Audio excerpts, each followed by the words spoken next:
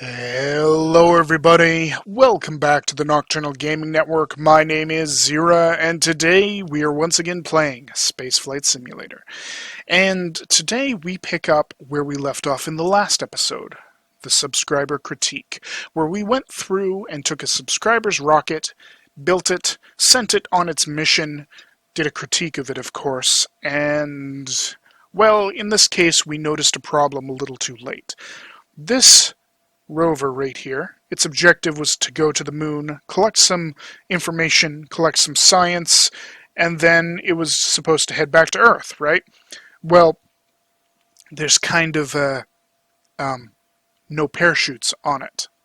And I didn't recognize that. I didn't notice that soon enough that I could adjust it, add some parachutes to it or something. So we're here. Today's goal is to send a module up, attach parachutes to this rover somehow, and then bring this rover home to complete its mission. So we're going to go back to the build menu, and we're going to head up to the top of the screen. So basically here, we're going to rotate it sideways, and we're going to put a couple of these structural members, and we need some docking ports. So paying attention to the rover, we need to space our docking ports basically just like this so that we can connect into it. And then what we're going to do is we're going to put another docking port up top, and that's going to allow us to dock this parachute module with the space station. Next, we're going to put a couple extra pieces of structure on, and then we're going to connect some side pieces like this. And now we're going to go through and add a bunch of parachutes. Like, I'm thinking 10 parachutes, because I don't actually know specifically how much the rover weighs. And in this case, I'd rather be safe than sorry. So here we are. We've got our module all set, all ready to go. Now we need to connect it. We need to connect it to a transfer vehicle. So we're going to do this. We're going to rotate some structural member. We're going to put an RCS thruster up top like this. And then we're going to begin to close it up. So, bam, there we are. All right, and we need a medium-sized small fuel tank. So like that. And this is going to be our basic transfer vehicle. We're going to put a couple more RCS thrusters on it, make it a little nicer to control. Something like this. I mean, as far as it goes in space, this thing's going to want to flop all over the place because it's, uneven and whatnot. But now we can go to our aerodynamic and we can actually go and enclose this thing. So let's put our fairing on, and do notice one thing. I've been very careful not to touch any of the structural members so that when we hit this docking port right here, these two actually separate. Wrong fairing. We want the 6 space fairing. And there we go. We have a nice 23.2 ton payload. And that should be, well, that should be all we need to get this to get this thing to the actual station. We need a couple stages here. We're going to use this second stage to circularize it most of the way. It's going to actually start the circularization process. It's not probably going to be able to finish it, but we'll see. And we're going to use this upside down Y shape for our final configuration. So we've got 2 big boosters, a small primary launch stage, and then a secondary stage that's also the transfer stage. So let's get going here. Bam. We're going to get ourselves a nice thumbnail picture.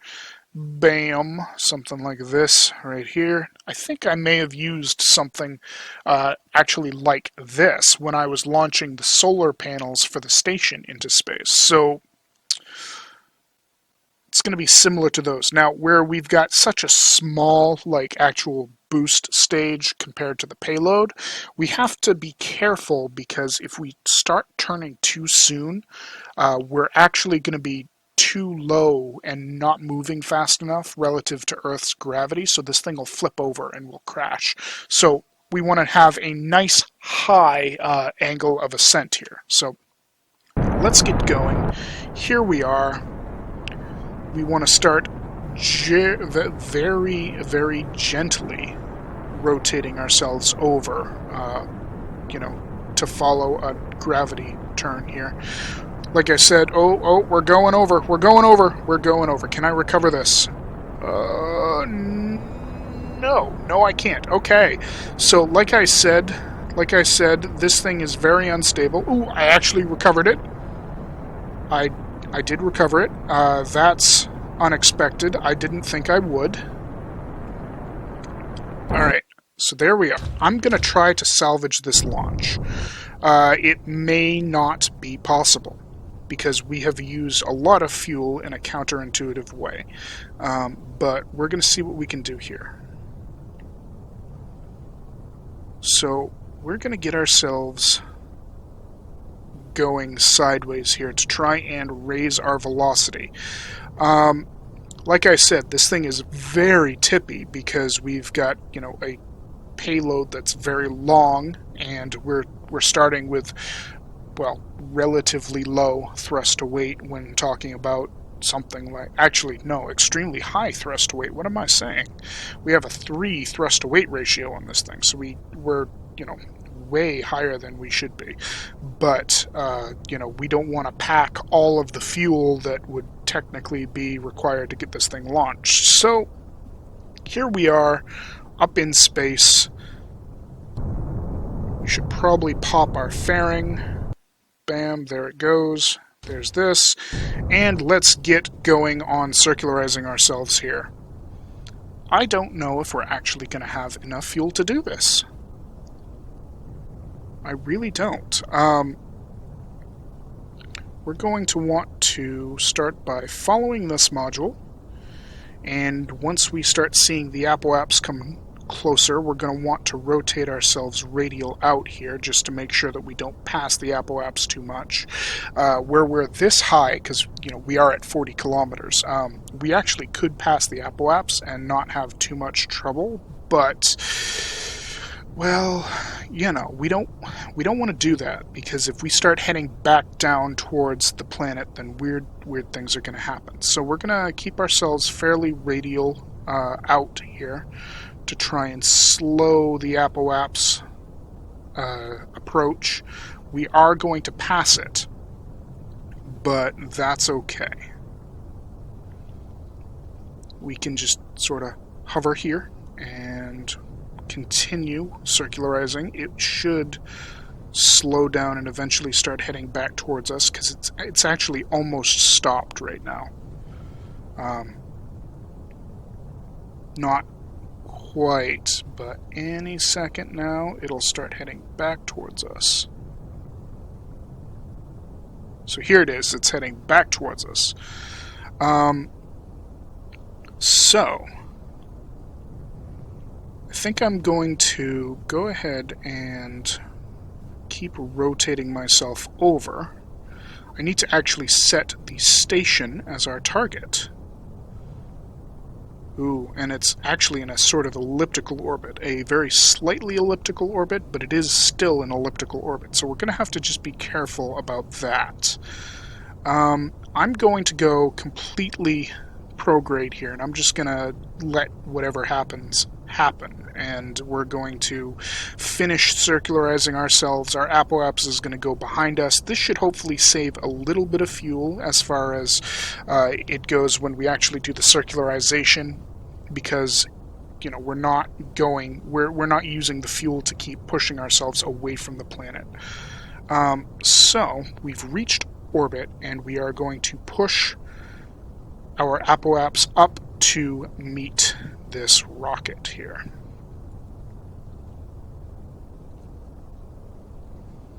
I may not have enough to do this. I might have to do something like special and use the rover to actually connect in with the rocket here. But we'll see.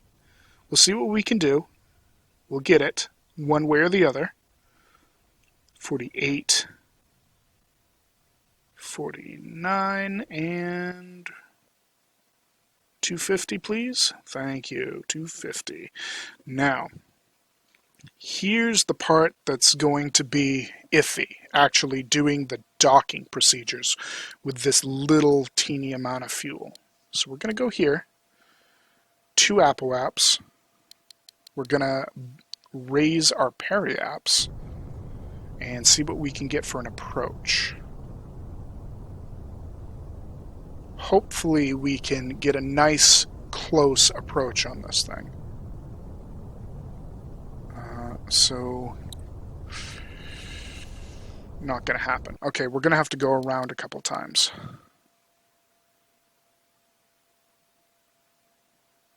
Like 3 or 4.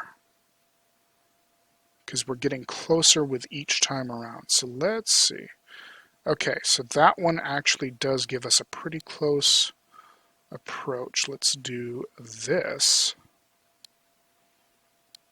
And then we can accelerate a little bit more. Something like this. We'll go around a couple more times. And we'll dock the old-fashioned way. One more time around is going to put us really close to it, actually. So we should be just behind it. So once we get to right about here,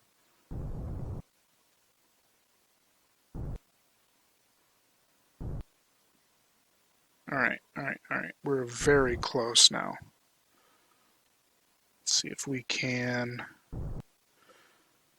go to like 47. Okay, now this is going to be a little bit less. Oops, I'm not following this anymore. Why not? This is going to be a little less efficient as far as like time goes, but it should actually be very efficient fuel-wise. We can go around one more time, I think, and that's going to put us very, very close to it. We're going to be just ahead of it. So right here. Now, can we see the station? Yes, we can. Okay, good. So, we're going to rotate towards the station. Right about there, right? Not quite. A little bit more, and then we burn. So something just like that. And then we can accelerate. Okay, good. We're doing good. We need to go down so we can intersect its trajectory, like right here. Something like this.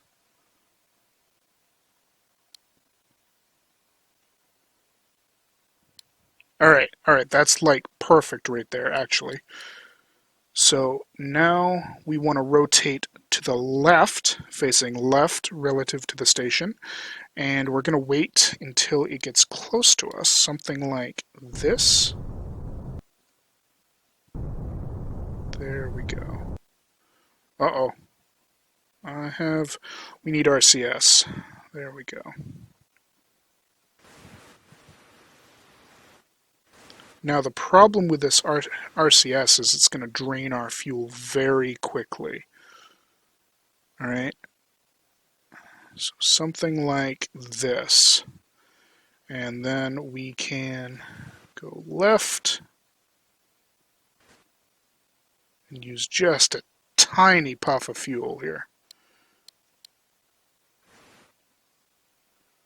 My goal is to dock with the point that's right over here on the top. This is an exciting mission here. I messed it up. I recovered it.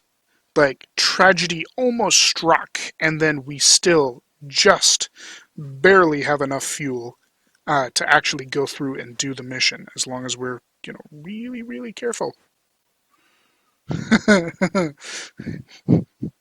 We're so close to being out of fuel here. Oh man, I can't believe that it's this close.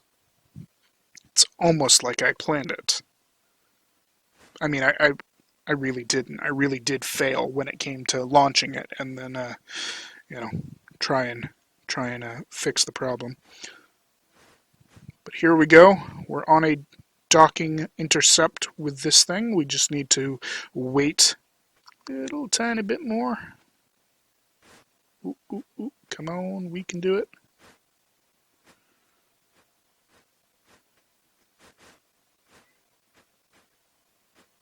Bam!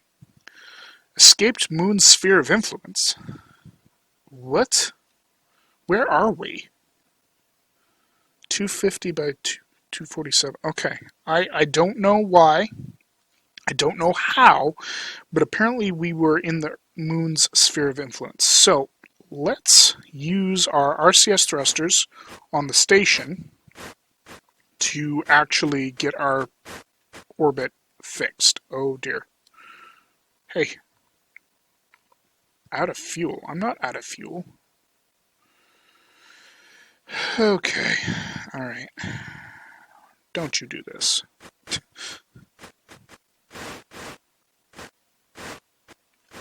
Alright, so we can use the RCS thrusters down and to the right to hopefully get our periaps and apoaps balanced. If we're careful, there we go. Apoaps and periaps has been balanced. So, let's fix the fuel situation for this. I need to deorbit this. So we're gonna go with like 10% fuel. How about 10%? I don't know how much we need, but 10% is probably good. So we can turn RCS off. No electric fuel source? Why do we need an electric power source? I don't understand. We're gonna go down to like there we go, 4.5, 0.5, something like that thrust. Just something so that we can clear ourselves from the station. There we go. We're pretty clear now, so we're going to burn this way, and that will lower our periaps to an intercept with the planet. How much fuel do we have? 7%. So realistically, we need about that much, so we needed about 5% fuel. But I'm glad I was safe rather than sorry on this one again. Now, for this thing, what we're going to do is we're going to... I don't want to really fill it with fuel. I mean, it's at 37% fuel. Let's steal a little bit of fuel for it. Something like that. And then we're going to turn RCS on and we're going to separate it. Oh, okay, it left me as the station. So what we'll do is we will rotate. Please rotate the station. Alright, it's not going to work. It's not that easy. There we go. Hopefully it doesn't crash too hard. No, it did not. Okay, good. Is it moving? It is moving ever so slowly. So we can go in here and switch to the subscriber module. There it is. Alright, turn RCS thrusters on and begin working on escaping. Shh, I know I'm not controlling the station. Begin escaping this labyrinth of station parts for the docking modules that are really too small for this to be part of, but I sort of forced it in there anyway because I could.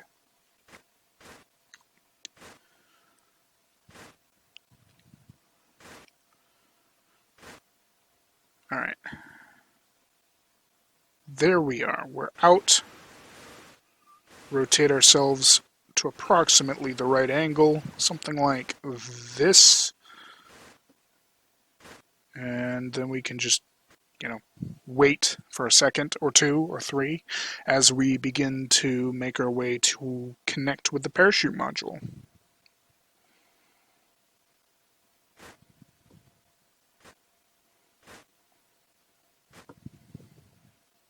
I know I'm not controlling the station. Please stop.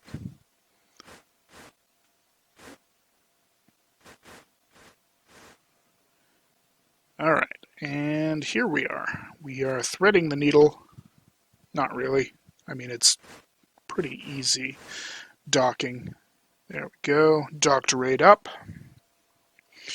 Alright, so once again, I think I'm going to be safe, and I'm going to just fill these tanks about halfway, just in case, should anything happen, you know, we're actually ready to go on this thing. Now, what I'm going to do is I'm going to make sure the rover wheels are off, because I don't want them draining all this power. We're going to separate.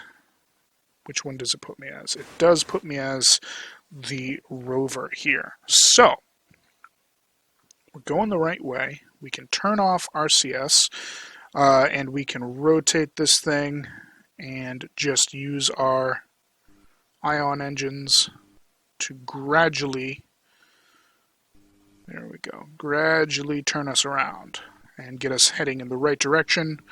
We're going to lower our periaps.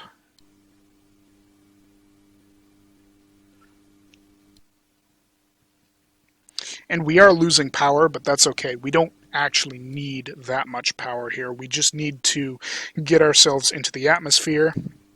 I think I gotta try it. There is enough clearance between the solar panels should we want to use them. But we don't need to use them, so we're not going to.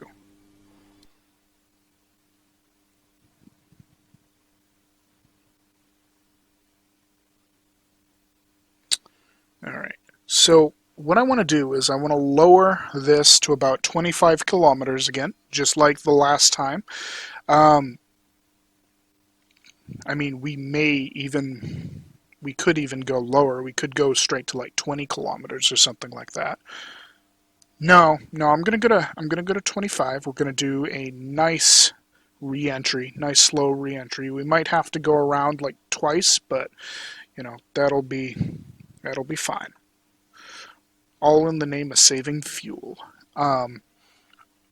Because let's just pretend that once we get this back, we're gonna, you know, recycle the fuel and use it for something else. There we go, 24.7. So we are just going to accelerate through time and through space until we hit Earth. We're actually going to take and rotate ourselves retrograde for the encounter with Earth, so right about there is probably good. You should have just seen that other module deorbit itself, and bam, we are in the atmosphere. Now, this thing should have enough surfaces to catch on and, you know, air resistance and whatnot, so it's actually going to slow down pretty good. It's not nice and sleek like my rockets tend to be, and, you know, thus they have a hard time slowing down. So we can pretty much just wait here. We've hit 25 kilometers, so we are now firmly within the atmosphere. That's good. Look how fast we're losing speed on this. Actually, this is really good, because since we're losing speed so fast on this module, we shouldn't have to worry about getting our speed down low enough that the parachute can actually stop us. We should be fine based on the way that we're lowering our speed right now. So I guess now we just wait. Like, there's nothing else we really need to do. We're heading downward. We're firmly on a collision course with the planet. What's this module? Or this one? Hold on, we're gonna do a little investigation. Oh, what is this thing? Why is this still here? I apparently forgot to deorbit a module from one of the last episodes. We're gonna, I guess, take care of that too. So we're coming down really nicely here. We're at almost 1,000 meters per second, still falling very rapidly. I'm going to actually set this thing as a target. That way I know which one it is and I can remember to get rid of it. And yeah, we're coming down. We're at 700 meters per second. So we're going to hit the 250 meter mark before we even get to 10 kilometers, I think. If not, it's going to be very close. So this thing is very good at slowing itself down based on the air resistance. The only question is, if this was real life, would it burn itself up on re-entry? And, the answer to that's probably yes. But that's not the point. We don't have to worry about re-entry heating in this game, so I'm really not going to worry about it that much. Now, one thing we are going to have to worry about is making sure this thing's in the correct orientation, because I don't want to land it upside down. I want to land it right on the wheels. So, once we get to once we get to 5, I think I'm going to turn RCS on and we're going to see if we can flip this thing over. Let's see if we can get it rolled over right now just with our reaction wheels that we have. No, not really. I mean, it's rocking. It's not really nicely rolling over. Alright, so let's turn RCS on and let's see if we can flip this thing over. Something like this. Yes, we got it. Okay. Alright, so we're just going to let RCS pulse on its own to try and keep this thing steady. Come on, stop.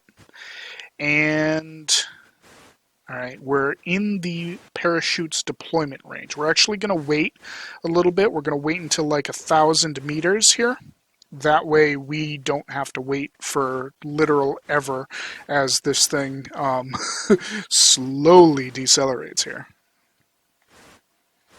So we get about 500 more meters, and then I'm going to start opening parachutes. And I'm going to start with the ones on the ends and see if I can balance it out. So right about now, we'll get that one, and then those two.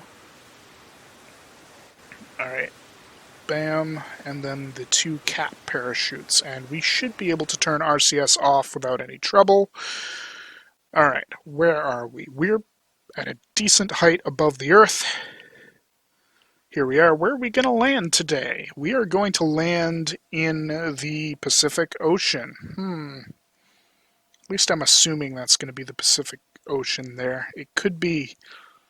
Yeah, that's going to be the Pacific Ocean. So, we are done.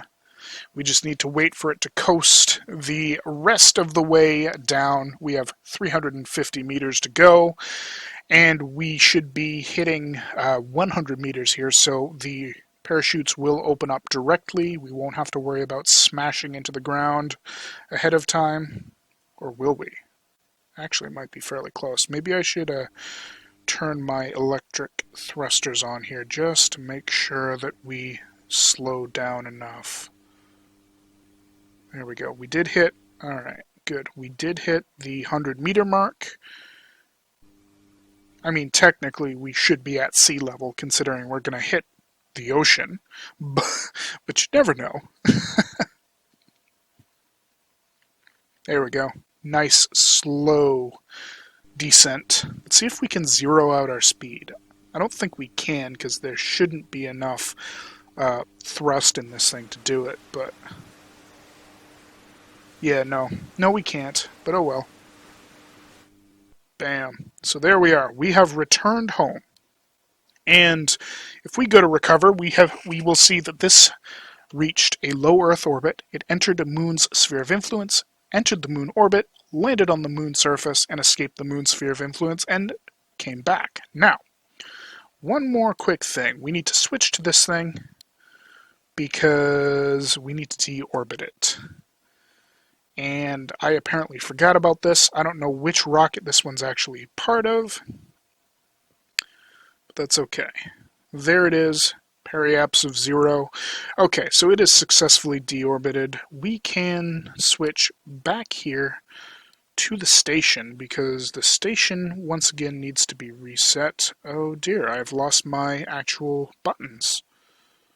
That's interesting. I guess we can't reset the station in its orbit right now. We'll just have to sit right here, and we'll have to end the episode. And next time when we return, I think we're going to do another rover, and this one's going to be based on my subscriber Refluent, based on his design. I think we're going to do something similar, where we send a rover up, and we've got a big rover that is capable of landing and then containing itself for quite a while, and then it's going to have a little module of some sort that can lift off and fly back home to deliver some sort of cargo.